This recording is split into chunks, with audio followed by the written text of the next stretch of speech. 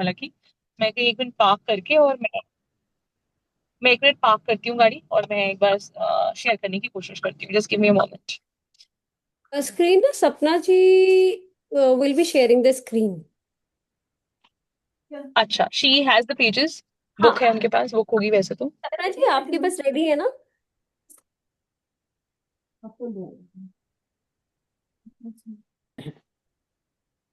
सपना ji you there?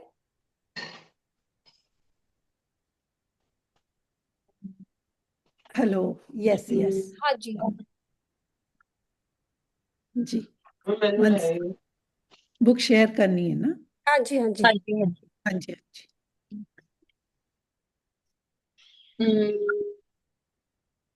Image,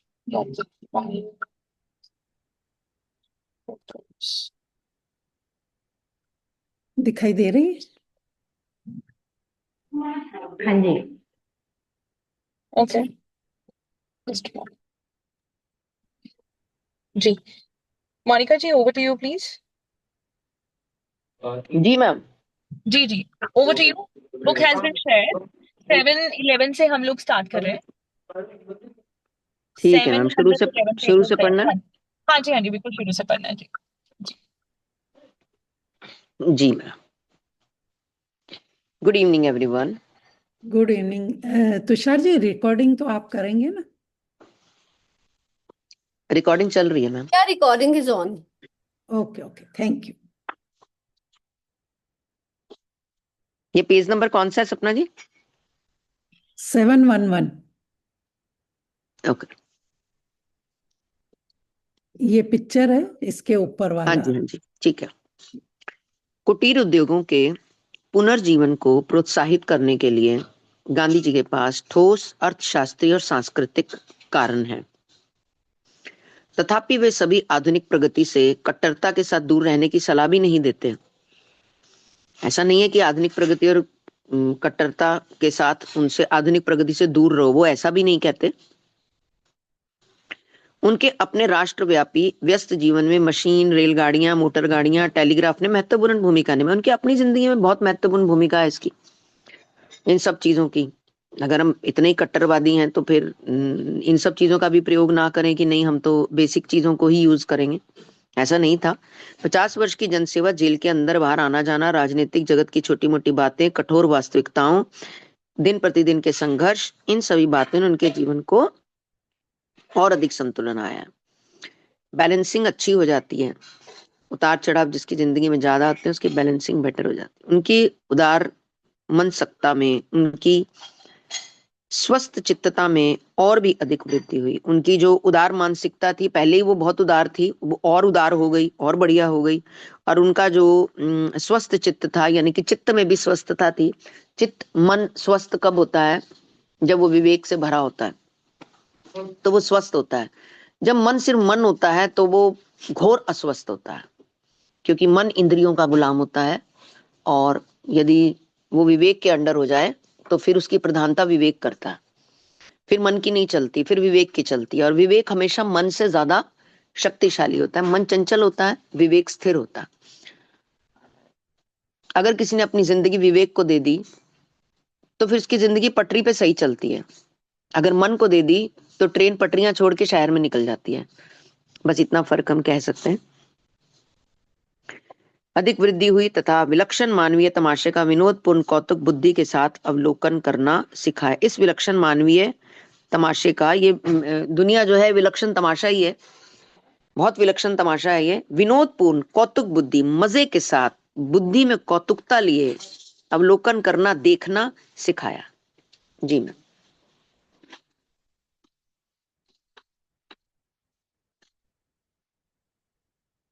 just a minute.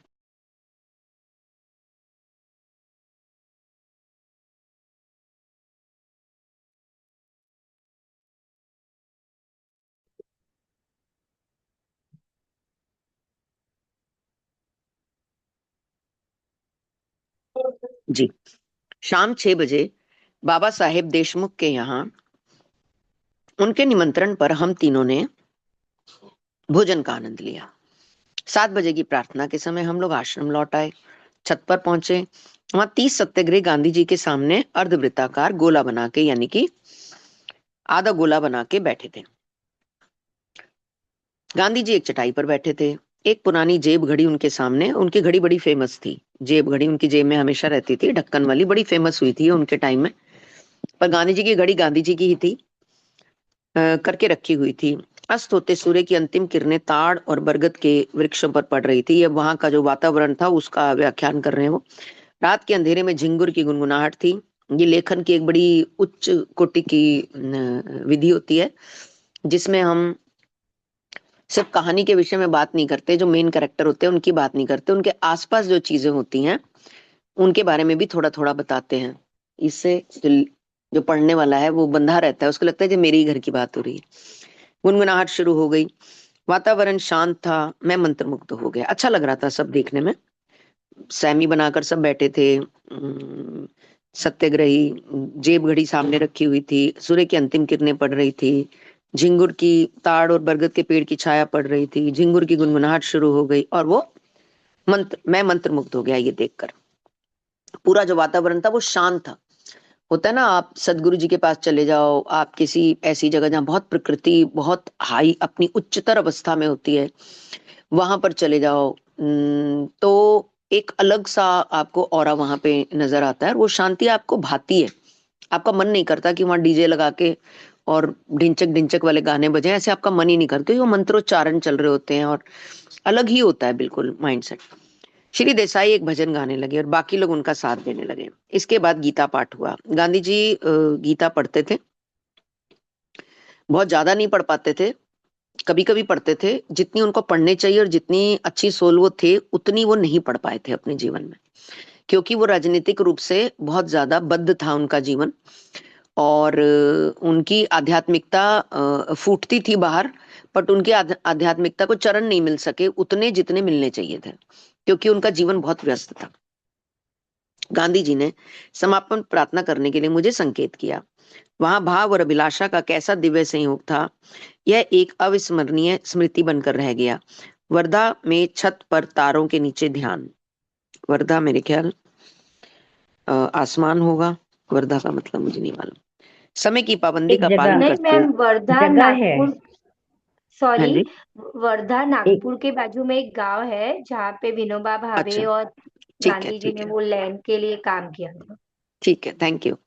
Wardha में छत पर तारों के नीचे ध्यान, मतलब छत थी, तारे थे आसमान के और उनके नीचे ध्यान कर रहे थे सब लोग। समय की पाबंदी का पालन करते हुए ठीक 8 बजे। गांधी जी बहुत समय के पाबंद थे, उनका उठना सोना आरती का टाइम सब कुछ फिक्स होता था।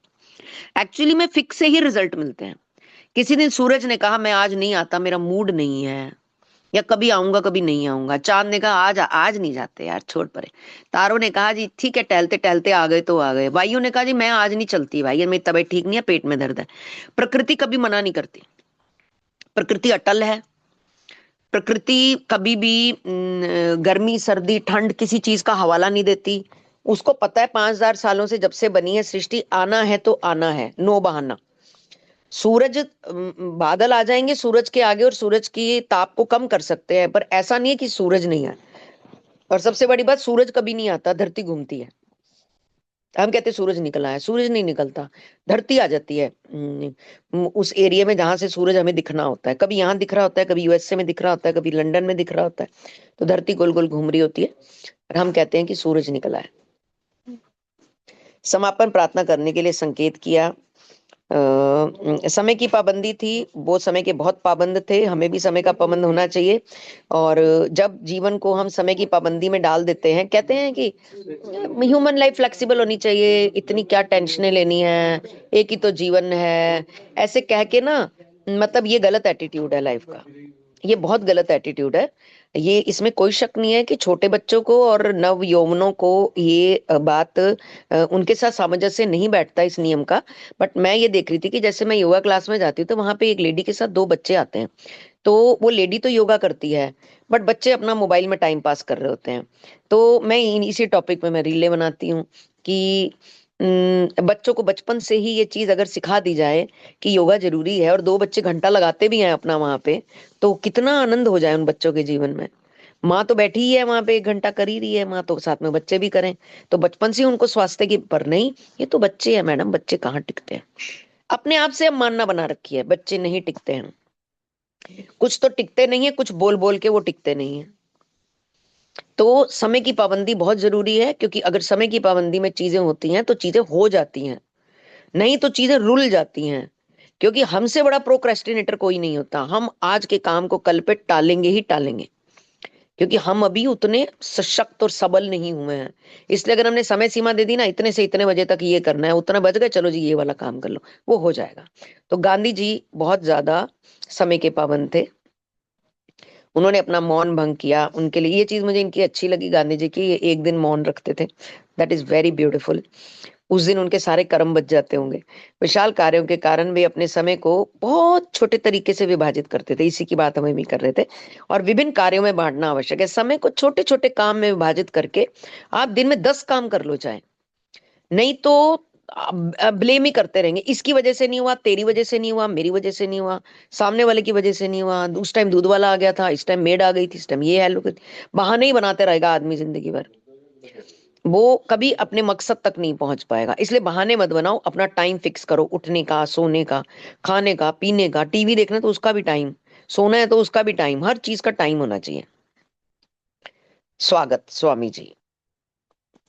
इस बार महात्मा जी का अभिवादन कागज के माध्यम से नहीं था, उन्होंने बोला, खुद बोले वो। हम छत से उतरकर उनके लेखन कक्ष में पहुंचे ही थे। लेखन कक्ष में कोई फर्नीचर नहीं था। बैठने के लिए छोटी छोटी चौकोर चटाइयां थी। जमीन पर बैठकर देखो, राष्ट्रपिता ऐसे ही नहीं बनाना, ऐसे ही नोटों पे नहीं आया। कोई आडंबर नहीं था। तन पे कोई ढंग के कपड़े नहीं थे। पैरों में कोई ढंग की चप्पल नहीं थी, खड़ाऊ पहनते थे। बैठने के लिए कोई सोफे नहीं थे। मतलब पहले सरेंडर किया तब ऊंचाई मिली, पहले सरेंडर किया तब इतनी ऊंचाई मिली। क्योंकि जाने से पहले खुद को, खुद चले गए थे। मतलब सिर्फ शरीर यहाँ था, जाने से पहले वो जा चुके थे। मानने से पहले उन्हें दुनिया मान चुकी थी। इसलिए उनके जाने के बाद उनको इतनी बड़ी बड़ी उपाधियां मिली। जैसे कि हमने पिछली बार भी बोला था, सबकी यात्रा में दौर चलते हैं। मैंने कुछ ऐसी किताबें भी देखी हैं जिसमें इनके बारे में काफी गलत भी लिखा गया है, मैंने पढ़ा भी है। बट मैं यहाँ पे ये कहना चाहूंगी, मैं क्या मतलब, ये तो सत्य ही है। हर व्यक्ति अपनी गलतियों से सीखता है।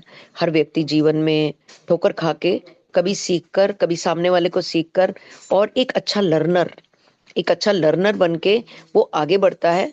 और अच्छा लर्नर हमने खुद भी बनना है, और अपनी पीढ़ियों को भी सिखाना है कि अच्छा लर्नर बनना है, कंपैरिजंस वगैरह नहीं करने, हमने लर्नर बनना है।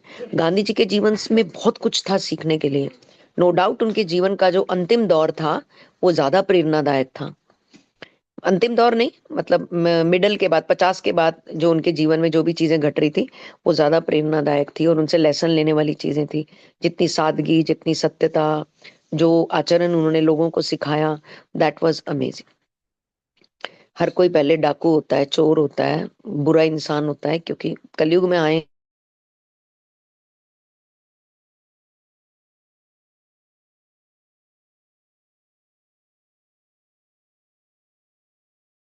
है, हीरा वही बनता है और फिर आगे बढ़ता है। सिर्फ सीखने से भी कुछ नहीं होगा, सिर्फ पढ़ने से भी कुछ नहीं होगा, सिर्फ जानने से भी कुछ नहीं होगा। जब तक हम एक्शन नहीं लेंगे तब तक कुछ भी नहीं होगा। चाहे हम बड़े से बड़े ट्रेनर्स के पास जाके सिखाएं, अरबों रुपया हम ट्रेनर्स को दे दें, पर जब तक हमने उसे जीवन में नहीं उतारा ना, सुई के बराबर परिवर्तन किसी के जीवन में नहीं आने वाला। जिस दिन हम उसे अपने जीवन में उतारेंगे, उस दिन आपको 10 दिन में अपने अंदर परिवर्तन दिख जाएगा। That is the beauty of Gandhi ji. स्वागत स्वामी जी। इस बार महात्मा जी का अभिवादन कागज के माध्यम से हुआ। लेखन कक्ष में कोई फर्नीचर नहीं था। बैठने के लिए मैट्स थी, चौक और मैट, जमीन पर बैठकर लिखने के काम आ सके इतनी ऊंचाई की एक डेस्क पड़ी थी। कुछ साधारण कलमे थी, देखो फाउंटेन पेन नहीं थी, देखो स्पेशली लिखा गया है, फाउंटेन पेन नहीं थी। उन्हें क्या कमी थी फाउंटेन पेन की?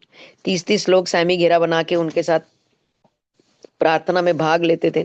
लोग इतना इतना उनको देने के लिए आते थे, वो किसी से कुछ नहीं लेते थे बल्कि बांट देते थे। उनके पास फाउंटेन पेन तक नहीं थी। प्रभु कहते हैं ना, तू लेना लेना लेना करता है जीवन भर, तू बोल प्रभु मुझे देना है। या कहता है ये चाहिए प्रभु, ये दिला दे प्रभु, वो दिला दे। तो क्या, प्रभु मुझे देना है, मुझे किसी को कार लेके देनी है प्रभु, मुझे किसी को घर लेके देना है, मुझे सामर्थ्य दे प्रभु, मुझे मदद करनी है किसी की, मुझे सामर्थ्य दे प्रभु। फिर देखो वो ही बदल गई, पार्टी बदल गई।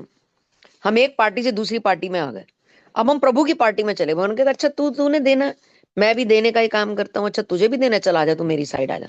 तो हम कमर से ना प्रभु को पीछे से पकड़ लेंगे, वो टग ऑफ वार में पकड़ते ना, ऐसे हम जब भी पीछे से प्रभु को मार लेंगे, क्योंकि हम उनकी टीम हो गए ना। हम देने की बात कर रहे हैं, लेने की तो बात, लेना तो खत्म ही कर देना है बिल्कुल। देना है, मैं देना चाहता हूँ, इसलिए मैं चाहता हूँ। और फिर प्रभु जब देंगे तो ईमानदारी से जो वादे किए हैं प्रभु को वो पूरे भी करने हैं। फाउंटेन पेन था एक कोने में, मामूली सी घड़ी टिक टिक किए जा रही थी। इस कमरे में मामूली सी घड़ी, शांति और भक्ति का वातावरण था। गांधी जी अपनी मोहक लगभग दंत विहीन मुस्कान बिखेर, दांत नहीं थे उनके मुंह, दंत विहीन मुस्कान बिखेर रहे थे। उन्होंने बताया, अपने पत्र व्यवहार हेतु समय निकालने के लिए मैंने कई वर्षों पूर्व सप्ताह में एक दिन मौन रखना शुरू किया है। अच्छा, अपने पत्र व्यवहार हेतु, पत्र नहीं पढ़ने का उन्हें समय रहता था, तो उन्होंने सोचा मौन रहकर मैं पत्र पढ़ा करूंगी। पर मौन के वो 24 घंटे अब, जी मैम,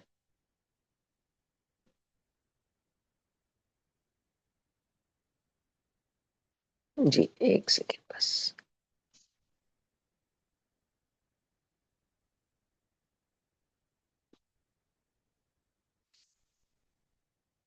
हाँ जी, एक महत्वपूर्ण आध्यात्मिक आवश्यकता बन गए हैं। नित्यकालीन मौन रखने में कष्ट तो कुछ नहीं है, बल्कि एक वरदान है। हम सब भी ये प्रयास कर सकते हैं वैसे, कि हम 2 घंटे, 1 घंटे से स्टार्ट करते हैं, कि ये 1 घंटे, वो वाला 1 घंटा जो घर में बहुत अधिक काम वाला घंटा ना हो, कि जिसमें आपको बात करनी ही करनी है। वो वाली नहीं कि जिसमें सामने वाला झक जाए कि क्यों आंसर नहीं दे रहे हो, ऐसे वाला नहीं। ऐसे घंटे, चाहे उस टाइम हम ऑटोमेटिकली अभी भी मौन ही रहते होंगे, मे बी ऐसा टाइम, बट अब अवेयरनेस के साथ। अभी तो मान्य अवेयर होके मौन रहते हैं, पता नहीं घंटों ही रहते हैं, बट अब अवेयरनेस के साथ मौन रहेंगे। ऐसा हम निर्धारित डिसाइड कर सकते हैं। सबके पास लगभग 3 से 6 का टाइम ऐसा होता है जो सबका मी टाइम टाइप होता है, तो उसमें ये प्रयास किया जा सकता है, बहुत अच्छा रहेगा। एक वरदान है, मैं पूर्ण मन से उनके साथ सहमत हो गया। महात्मा जी ने मुझसे अमेरिका यूरोप के विषय में प्रश्न किए, हमने भारत और विश्व की परिस्थितियों पर चर्चा की। कमरे में श्री देसाई के प्रवेश करते ही गांधी जी ने उनसे कहा, महादेव, पापा भी जा रहे, ठीक है, उनसे कहा, महादेव, कल रात टाउन हॉल में योग शास्त्र पर स्वामी जी के व्याख्यान की व्यवस्था करो। जब एक व्यक्ति इस जर्नी पे आ जाता है ना, ये जो जर्नी होती है जिसमें समर्पण होता है, प्रेम होता है, देशभक्ति होती है, स्पिरिचुअलिटी होती है, ईश्वर होते हैं, ये सब चीजें, खामोशी होती है, मौन होता है, तो व्यक्ति के ना सारा जिंदगी का ना अड्डे बदल जाते हैं, बात बदल जाती है, वोकेबलरी बदल जाती है, कम्युनिटी बदल जाती है, लोग बदल जाते हैं, भीड़ बदल जाती है, सब बदल जाता है, सब कुछ चेंज हो जाता है।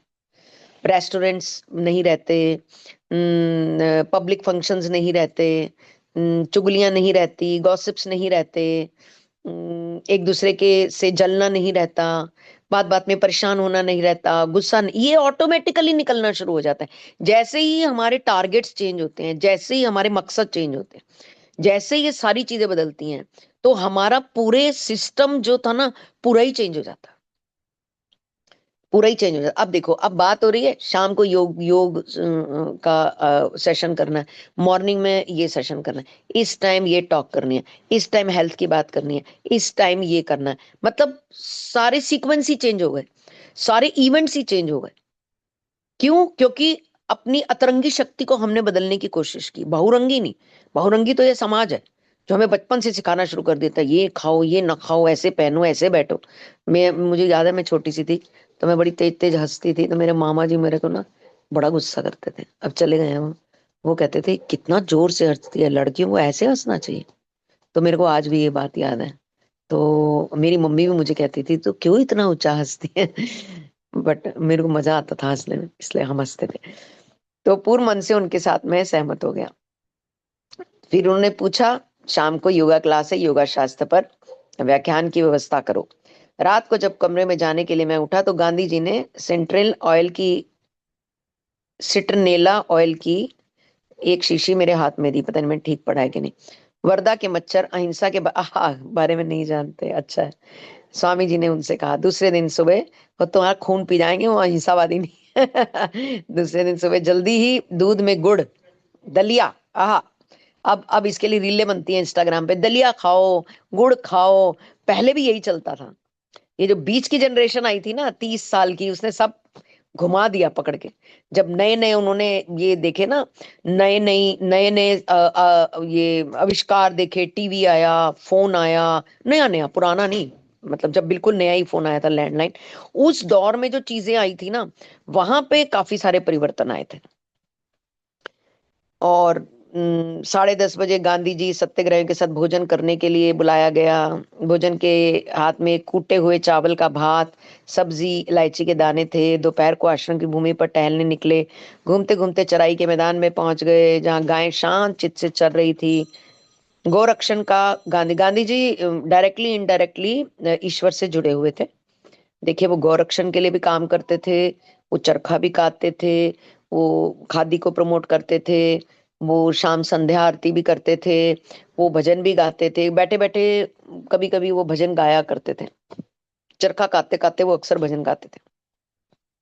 उन्होंने कहा, मेरे लिए गाय का अर्थ है संपूर्ण मानवेतर जगत। मनुष्य का अपनी जाति की सीमाओं से बाहर निकलकर पशु जगत के प्रति सहानुभूति प्रकट करना। गाय के माध्यम से मनुष्य सारे जीवन जगत के साथ अपनी एकात्मा स्थापित जी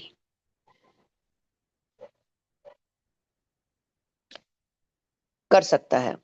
प्राचीन ऋषियों ने गाय को ही पवित्र क्यों माना, यह मेरी समझ में आसानी से आता है। उदाहरण के लिए, भारत में गाय ही सर्वोत्तम प्राणी थी, क्योंकि गाय अनेक प्रकार से मनुष्य की समृद्धि की जननी है। ना केवल वह दूध देती है, बल्कि कृषि कर्म उसी के कारण संभव बना। गाय करुणा का काव्य है। इस निरीह प्राणी में मनुष्य कारुण्य भाव का दर्शन करता है। लक्ष लक्ष मानव प्राणियों के लिए गाय माता है। गोरक्षण का अर्थ है ईश्वर की समस्त मूक सृष्टि की रक्षा, और रक्षा करना हमारा कर्तव्य है, क्योंकि वह बोल नहीं सकती। धर्मपरायण हिंदू के लिए कुछ दैनिक धार्मिक कृत्य बताए गए हैं, जिनमें से एक है भूत यज्ञ, अर्थात प्राणी जगत को अन्न अर्पण करना। प्राणी जगत को अन्न अर्पण करना, यह कर्म इस बात का प्रतीक है कि मनुष्य को सृष्टि के उन कम विकसित जीवों के प्रति अपने कर्तव्यों का बोध होना चाहिए, जो प्रवृत्ति के द्वारा शरीर के साथ एक रूप हो गए। एक भ्रम जिससे मनुष्य भी ग्रसित है, परंतु जिसमें आत्मा को मुक्त करा सकने वाली विवेक बुद्धि का अभाव है, जो केवल मनुष्यों की है। अगर मनुष्य के अंदर विवेक और बुद्धि अलग होते हैं, मन अलग होता है, जिसका अभाव होता है। देखिए, हमें एक कर्म होते हैं, एक विकर्म होते हैं, और एक अकर्म होते हैं। कर्म होते हैं जो हम करते हैं और हम फल की भी इच्छा करते हैं। विकर्म होते हैं जो बुरे कर्म होते हैं, और अकर्म होते हैं जब हम काम करते हैं और हम प्रभु को दे देते हैं। तो हम सबको न कर्म करने हैं, न विकर्म करने हैं, हम सबको अकर्म करने हैं। मैं जो भी कर रहा हूँ, मैं उंगली भी हिला रहा हूँ तो प्रभु तेरी मर्जी से। मैं मकान भी ले रहा हूँ तो प्रभु तेरे लिए। मैं वस्त्र भी खरीद रहा हूँ तो तेरे लिए। मुझे भोजन जो मिल रहा है वो प्रभु तेरी वजह से मिल रहा है। हर चीज का कारण तू है मेरे ईश्वर। इस भाव से अगर हम जीवन जिएंगे तो हमारा करतार ईश्वर है, हमारे पे नजर उस ईश्वर की रहेगी। अगर हम अपने दम पे इस जीवन को जिएंगे तो फिर हमसे बहुत गलतियां हो सकती हैं, और हम करते भी हैं। तो जो सृष्टि में कम विकसित जीव हैं, जो अधिक विकसित लोग हैं, उनको कम विकसित लोगों की मदद करनी है। पर मदद करते टाइम उनको इस बारे में पहले भी बात कर चुके हैं, अहम भाव से मदद नहीं करनी, अपने नाम लिखा लिखा के मदद नहीं करनी। मदद करनी है और गायब हो जाना है, बताना भी नहीं कि मैंने मदद की है। ऐसे वाली मदद प्रभु के नाम होती है, जिसमें गुप्त दान दिया जाता है, गुप्त किया जाता है। ऐसी प्रभु को अर्पित मदद होती है। फिर उसका कर्म नहीं लगता, क्योंकि अच्छे कर्म करोगे तो अच्छे कर्म भोगने के लिए दुनिया में आना पड़ेगा। बुरे कर्म करोगे तो बुरे कर्म भोगने के लिए दुनिया में आना पड़ेगा। बुरे कर्म में बुरा जीवन, बुरा घर, बुरा धन मिलेगा, बुरा परिवार मिलेगा। अच्छे कर्म करके आओगे तो धनवान परिवार में जन्म लोगे, सुख सुविधाएं, गाड़ी समेत। प्रभु कहते हैं, मैं तुम्हें गाड़ियां नहीं देता, मैं तुम्हें धन नहीं देता, मैं तुम्हें कुछ नहीं देता। तुम अपने कर्म की फैक्ट्री से लेकर आते हो ये सब कुछ। मेरे से मत मांगो कि गाड़ी दे दो, मैं गाड़ी नहीं दूंगा। अगर तुमने पिछले जन्म में ऐसा कर्म किया हुआ है कि इस जन्म में तुम्हें गाड़ी मिले, तो तुम खुद ही ले लोगे वो गाड़ी। मैं तुम्हें गाड़ी नहीं दूंगा। जब तुम मुझे समर्पण करोगे, मैं तो तुमसे प्रेम कर सकता हूँ, तुम्हारे विवेक को जगा सकता हूँ, क्योंकि जब हम ईश्वर के सानिध्य में जाते हैं तो हम हमारा विवेक मन से ऊपर चला जाता है। हमारा विवेक ना, विवेक ग्रीन लाइट हो जाती है हमारे विवेक की, और पहले हम मन में डोलते हैं, हम मन के अधीन होते हैं, तो फिर हम मन के हिसाब से चलते हैं। और जैसे हम ईश्वरीय तत्व के साथ अपने आप को जोड़ते हैं तो हमारा विवेक प्रधान जीवन जीने लगते हैं। अचानक से हम देखते हैं कि हम बुरी चीजों को मना करने लगते हैं। हम कहते हैं नहीं, मन नहीं है, कोई बोल रहा है, कोई चुगली कर रहा है, हम वहां से हट जाते हैं।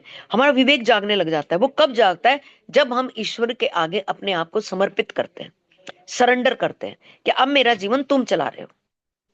और जैसे ही विवेक प्रधान होता है, हर बुरी चीज छूट जाती है, हर बुरा खाना छूट जाता है, हर बुरी आदत छूट जाती है। और जब तक हमारा विवेक नहीं जागता, हम मन के गुलाम होते हैं। और हमारा जो मन है वो हमें हर गलत चीज के पास लेकर जाएगा, क्योंकि मन मन इंद्रियों का गुलाम है। ये बिल्कुल सिंपल सी चीज है। और ये हर बच्चे को, हर माता पिता को, हर बुजुर्ग को, सबको। मैं देखती हूँ, हम लोग क्लब में जाते हैं, वहां 80 साल 70 साल के जो जेंट्स होते हैं, वो लोग ड्रिंक कर रहे होते हैं, चिकन खा रहे होते हैं, पूरी हर तरह से वो अपना जीव। अब हम ये नहीं कह सकते कि नहीं, हम बुजुर्ग हो जाएंगे तो हमें ये चीज पता चल जाएगी कि हत्या करनी अच्छी बात है। एक औरत नौका में जा रही है और 3 बच्चे बैठे हुए हैं, और 3 बच्चे एक दूसरे को संतावना दे रहे हैं, चिंता मत करो, माँ हमारे भोजन की व्यवस्था कर रही है, हमारे पास माँ है ना। और माँ ने कांटा डाल रखा है नीचे समुद्र में, और समुद्र में एक बड़ी मछली है, और उसके साथ 3 बच्चे हैं, जैसे ऊपर नौका में 3 बच्चे बैठे हैं, और मछली उस जो है उस कांटे में फंसी हुई है। और वो तीनों बच्चे भी आपस में क्या बात कर रहे हैं? तुम चिंता मत करो, हमारी माँ भोजन का इंतजाम कर रही है, माँ हमारे लिए जरूर भोजन लेकर आएगी। ऊपर भी माँ है, नीचे भी माँ है, ऊपर भी बच्चे हैं, नीचे भी बच्चे हैं। ऊपर वाली माँ नीचे वाली माँ को अपने पास लेकर जा रही है और उसे कढ़ाई में पकाएगी। उसके 3 बच्चे पीछे भूखे रह जाएंगे। माँ तो मछली भी होती है, माँ तो मुर्गी भी होती है, माँ तो बकरी भी होती है। क्या वो माँ नहीं होते? गली में हम जब दूध डालते हैं ना, तो अगर बच्चा छोटा है ना, तो माँ टच नहीं करती दूध को, अपने बेटे को निहारती है, प्यार से देखती है, तू पी ले सारा, आखिरी बूंद भी चाटने नहीं आती बर्तन में, क्योंकि वो माँ है। और हम इतने इतने ज्यादा हम उद्वेलित हो जाते हैं इन इंद्रियों के बस में, कि हमें लगता है कि नहीं, हमें संपूर्ण अधिकार है क्योंकि हम मनुष्य हैं। जबकि ये मनुष्य जन्म हमें इसलिए नहीं मिला, मनुष्य जन्म हमें समर्पण के लिए मिला है, और यहाँ से परमानेंट मुक्ति के लिए मिला है, जिसके बारे में कोई बात ही नहीं करता। सबको लगता है कि यहीं रह जाएंगे, बस यही जीवन है, यहीं काटेंगे और 1000 साल तक यहीं रहेंगे। सबके पास एक सीमित आयु है, पल पल का सही प्रयोग करना है हमने। धर्मपरायण हिंदू के लिए कुछ दैनिक धार्मिक कृत्य बताए गए हैं। उनमें से एक है भूत यज्ञ, अर्थात प्राणी जगत को अन्न देना, ही हमने पढ़ लिया। इस प्रकार भूत यज्ञ निर्बलों की सहायता के लिए मनुष्य की तत्परता को सुदृढ़ बनाता है। जैसे मनुष्य भी बदले में उच्चतर अदृश्य जीवों से असंख्य प्रकार से सहायता पाता है, मनुष्य भी बदले में, मनुष्य को भी सहायता मिलती है। भूमि, समुद्र, आकाश, सारी तो हमारी मदद करें, प्रकृति, वायु, जल, कौन हमारी मदद नहीं कर रहा? और इनके कोई दाम भी नहीं है, ये फ्री में है, ये अबंडेंस में है। जब वायु को सिलेंडरों में कैद कर दिया जाए तो वो पैसे की बिकती है, बट वायु अब बाहर है तो वो मुफ्त में बिक रही है, क्योंकि प्रभु ने कहा जो तेरी बेसिक चीज है उसका मैं कोई पैसा नहीं लूंगा। पानी भी जब पाइपों में आ जाता है तो उसका पैसा होता है, समुद्र के पानी का कोई पैसा नहीं होता। बॉम्बे में चले जो, समुद्रों के पानी के कोई पैसे नहीं होते। प्राकृतिक चीज का कोई पैसा नहीं है। भगवान करे तेरी बेसिक नीड मैं पूरी कर रहा हूं फ्री में, बाकी सब तेरा अहंकार है, सब तेरी ग्रीड है, तेरा लालच है, तेरी अपनी बनाई हुई मैन्युपुलेटेड जिंदगियां हैं, तेरे अपनी बनाई हुई एक उच्च अपनी मानसिकता के उच्च स्तर पर पहुंचकर तुझे लगता है कि मुझे सबसे अमीर होना है। वो सब तेरा अपना क्रिएट किया। मैंने तेरे को पांचों चीजें फ्री दे दी मेरी तरफ से। हमारी हाउस हेल्प आती है, हम जैसे बाजार से मूली सब्जी लाते हैं ना, वो हंसती है हमें देख के ना, कहती है तुम बाजार से खरीद के लाते हो, हम तो खेता में चले जा, मैं खेता में तो तोड़ लिया, मैं जितनी मेथी चाहिए, जितनी बाथू चाहिए, जितनी मूली चाहिए, जितनी गाजर चाहिए, हम तो खेता में से तोड़ लिया। मैं क्या कहती है, भाई भाई हूं मैं, हम खेता में कोई किसी खेता से ले लिया ना, कोई मना नहीं करता, हम भाई भाई हूं मैं। देखो मतलब उसकी, उसका रहन सहन देखो, और उसकी उच्चतर मानसिकता देखो उसकी कितनी ऊंची है हमसे, कि हम भाई भाई हैं, हम एक दूसरे खेत से जो सब्जी चाहिए होती है ले आते हैं। तो ये सब हमने अपनी मैनिपुलेटेड जिंदगियों को कॉम्प्लिकेटेड किया हुआ है। ये हमारा वहम है कि हमारे कमरे में जो कुर्सियां पड़ी हैं वो 1.5 लाख की हैं, ये हमारा अहंकार ही है। बाहर वाले को इससे कोई मतलब नहीं। आपने ला के 1.5 लाख की कुर्सियां सजा दी और बाहर से आने वाले की झलक भी नहीं पड़ी उन कुर्सियों के ऊपर, उसने पूछा भी नहीं। और आपने रखी अपने अहंकार में ही, देखो हमने 1.5 लाख की कुर्सियां। अब उसने पूछा नहीं तो आपको बात बात में बताना तो था ही उसको, भाई यहाँ से लाए हम इस एग्जीबिशन से, बहुत बढ़िया, लाने में ही हमारा इतना इतना खर्चा हो गया। जब तक उस सामने वाले ने पूछ नहीं लिया ना कितने की है, तब तक उनके पेट का अफारा खत्म नहीं हुआ। ये सब हमारे अहंकार हैं, उससे ज्यादा ये कुछ नहीं है।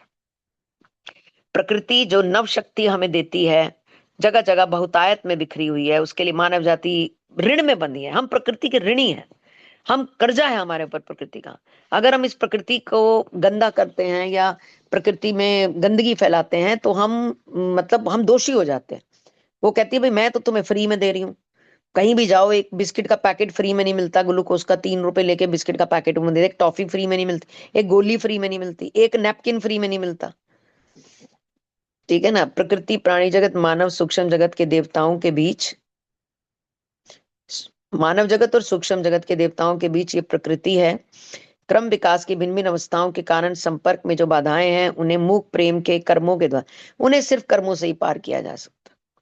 किसी का दरानी से, जठानी से, सास से, बहू से, पड़ोसन से, दोस्त से कुछ भी चक्कर चल रहा है, चक्कर चल रहा है इन द सेंस की संबंध अच्छे नहीं है, उन्हें निपटाओ, जितनी जल्दी हो सकता है निपटाओ। अगर जाकर माफी मांगने में झिझक करे तो मन से माफी मांग लो और उन्हें प्रेम भेजना शुरू कर दो। नई बात हो रही मत करो, मन से रोज उन्हें प्रेम भेजो, सॉरी भेजो और माफी मांगो उनसे, please forgive, please forgive, please forgive, क्योंकि वो आप ही का कर्म है, तभी आपको पीड़ा दे रहा है। जो प्रतिदिन करने चाहिए कर्म, ऐसे 2 अन्य यज्ञ हैं, पितृयज्ञ तथा नृयज्ञ। पितृयज्ञ में पितरों के लिए तर्पण किया जाता है, गत पीढ़ियों के ऋण की स्वीकृति का प्रतीक है, जिनकी ज्ञान संपदा मानव जाति में राह दिखा रही है। नृयज्ञ का अर्थ है अभ्यागतों को या गरीबों को भोजन देना। गरीबों को भोजन खिलाओ और अपने पितरों से माफी मांगो, अपने पितरों को। मैं इतना ही पढ़ पाऊंगी आज, सपना जी आगे का आपको कंटिन्यू करना होगा। यह मनुष्य के समकालीन दायित्वों का अर्थात उनके साथ संसार में जी रहे जीवों के प्रति कर्तव्यों का प्रतीक है। ठीक है, ठीक है, तो मैं सिर्फ पढ़ लूंगी, बाकी एक्सप्लेन अगर यहाँ पर कोई और करना चाहेगा मैं भी 10-15 मिनट दे सकती हूँ, फिर मैं हाँ लीव बस करूँ। 47 हो गए, आप 10 मिनट्स जी आप रीड कर लीजिए।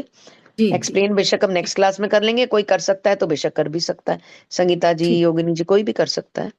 जी जी ठीक है, ठीक। चलिए, ओके जी, thank you so much, thank you so bye much, bye. Thank you Monika.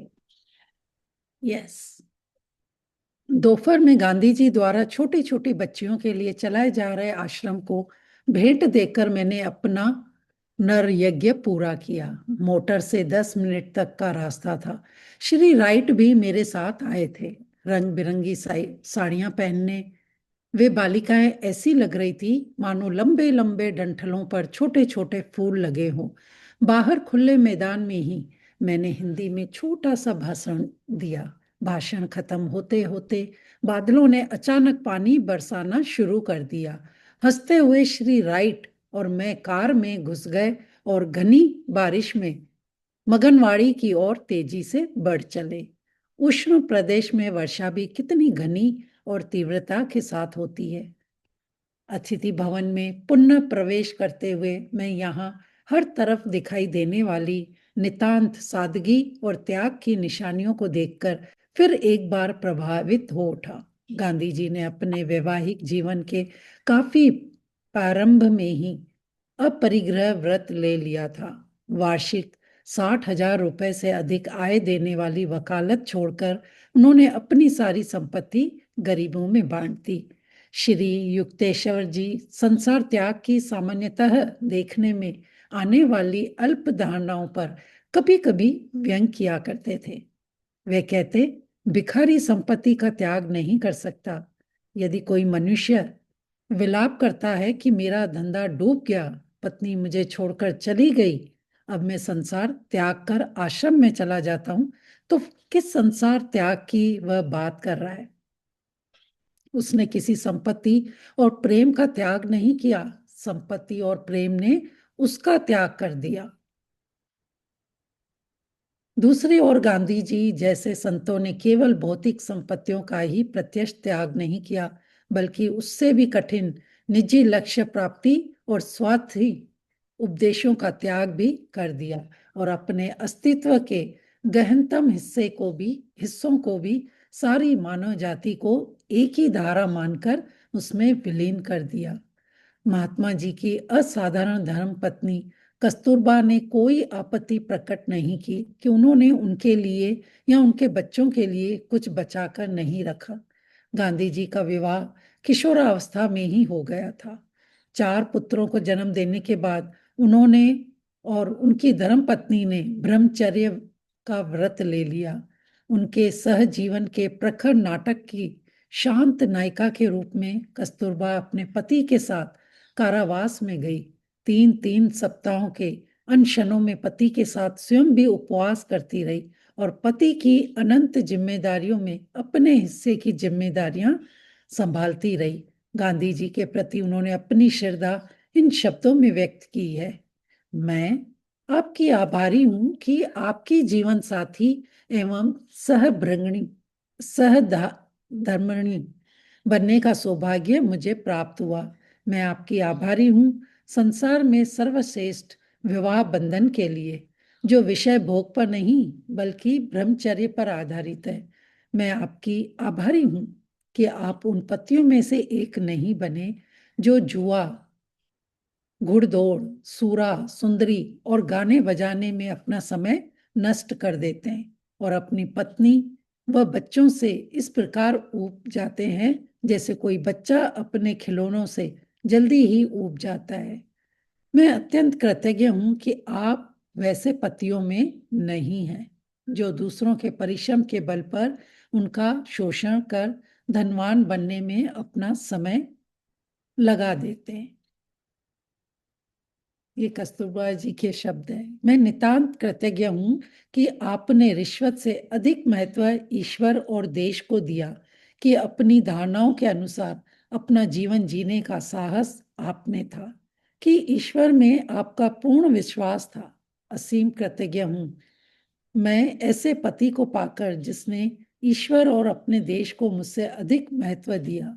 मेरे और मेरी युवा अस्थि की त्रुटियों के प्रति आपने जब समृद्धि का जीवन त्याग कर अपरिग्रह के जीवन को अपनाया, तब मैंने आपका जो विरोध किया और विद्रोह पर उतर आई, उस सब के प्रति आपने जो सहनशीलता का रुख अपनाया, उसके लिए मैं आपकी आभारी हूँ।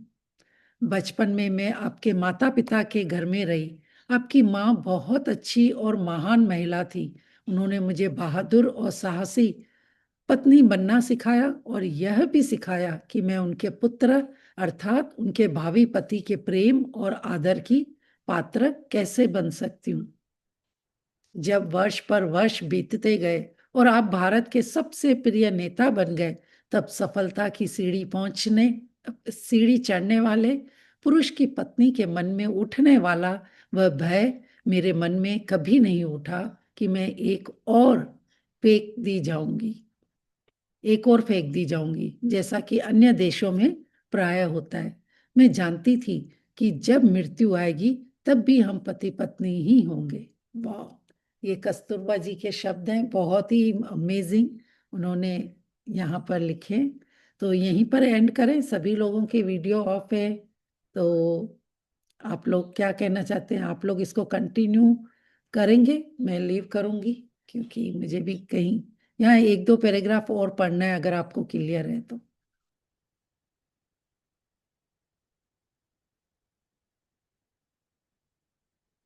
ये काफी कस्तूरबा और इनका वाला ही चल रहा है।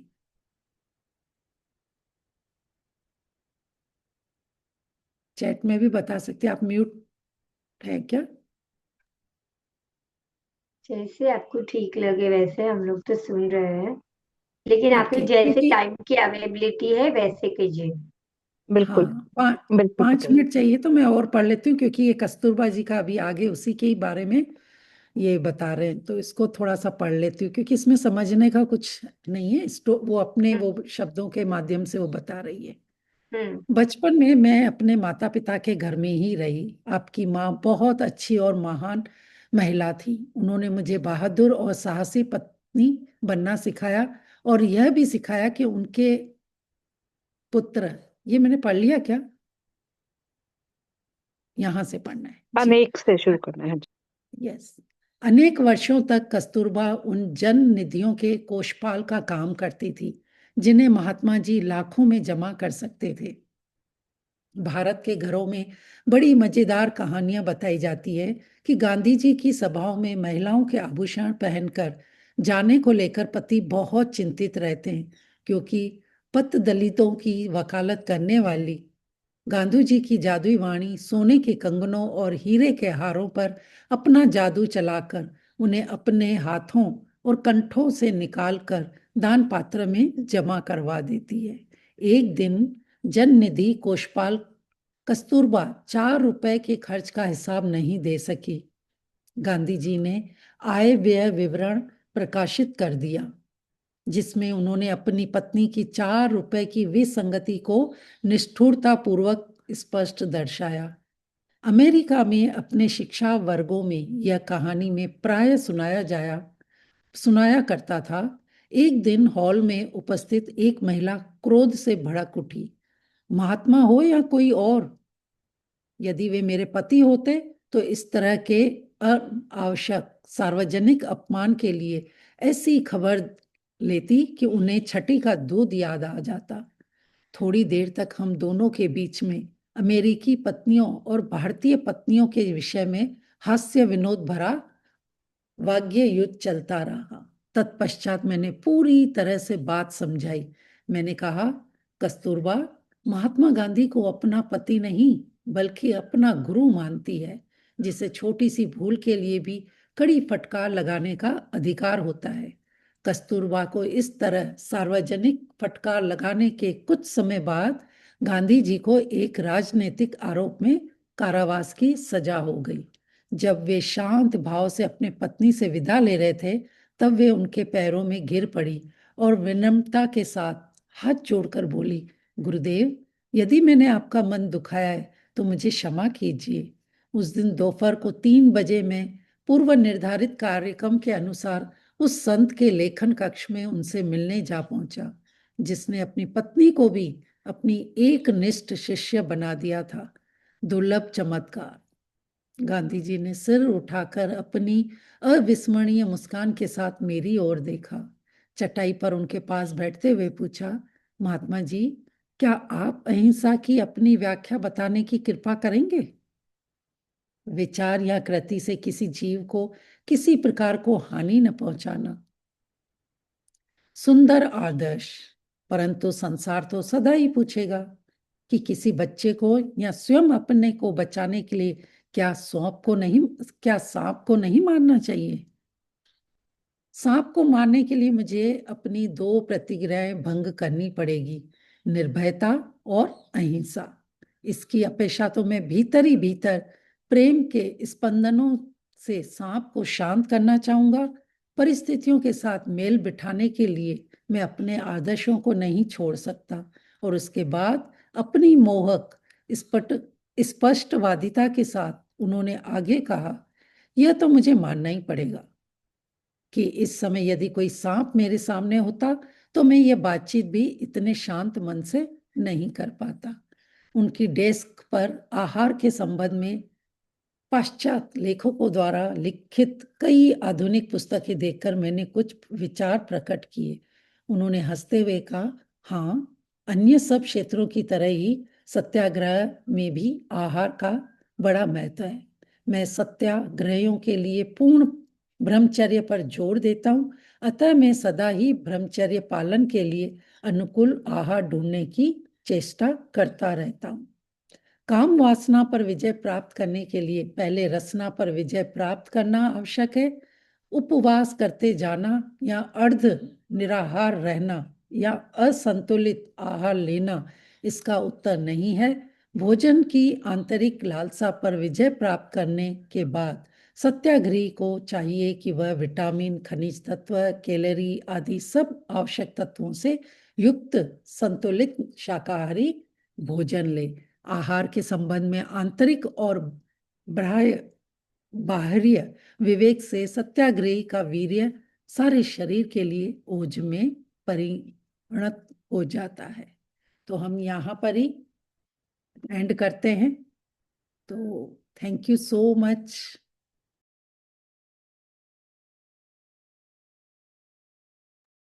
Thank you Sapna ji. Thank you. Thank you.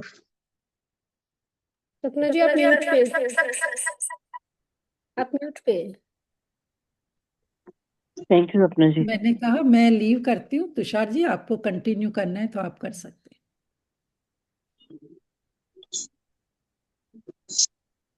ये तुषार जी यहाँ आप पर म्यूट मैंने पे। ओके, आई एम सेइंग हाँ, बस हम वाइंड अप ही करते हैं। जी just leaving and thank you so much अपनी। 719 पेज है और यहाँ से नेक्स्ट टाइम पढ़ना है महात्मा जी ने और मैंने मांसाहार का विकल्प। 719 महात्मा जी ने, ठीक है। जी ठीक है ना। Thank you so much. I'll just take the picture one moment, तो ये सेव हो जाएगा। यस यस, यहाँ पे ये एरो लगाती हूँ, यहाँ से पढ़ना है। Done. All thank right, you. I think we can wind up with the concluding prayer. Let's join. कहाँ जा रही हो इतना तैयार होके? शूटिंग पे जा रही थी मैं। अरे, बहुत अच्छी लग रही है। इतना तैयार होके वाह। Thank you, thank you. अच्छा कब तैयार हो? नेक्स्ट टाइम कम तैयार हो जाएंगे। नहीं नहीं नहीं नहीं, तैयार होना है। राइट। हमने सोचा पार्टी में जा रहे हैं। नहीं, वेडिंग है, एक फैमिली वेडिंग है बस वहां पे। We are just living there. Full picture भेजना अपनी खींच के ताकि हम भी देखें क्या पहन के जा रही है। ठीक है, perfect perfect, I share that. Prayer करो। Thank right, let's join our hands together. सर्वे भवन्तु सुखिनः, सर्वे सन्तु सर्वे निरामयाः, सर्वे भद्राणि पश्यन्तु, भद्राणि पश्यन्तु, मा कश्चित् मा कश्चित् दुःखभाग् भवेत्। ओम शांति शांति। Thank you so much, everyone. Shubhratri, good night. Thank you so much, Sapna ji. Thank you, everyone. Thank you. Good okay, night. Thank you शुभरात्रि। सो मच गिव चांस शुभरात्रि। Shubhratri, Shubhratri, everyone. Shivratri Shivratri.